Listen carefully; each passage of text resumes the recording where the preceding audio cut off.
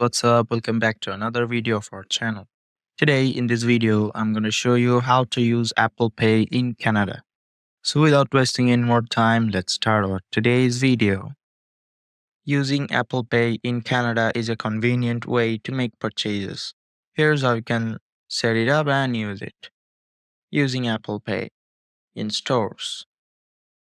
Hold your iPhone near the contactless payment terminal. Use Face ID, Touch ID, or your passcode to authenticate the payment. For Apple Watch, double-click the side button and hold the watch near the terminal.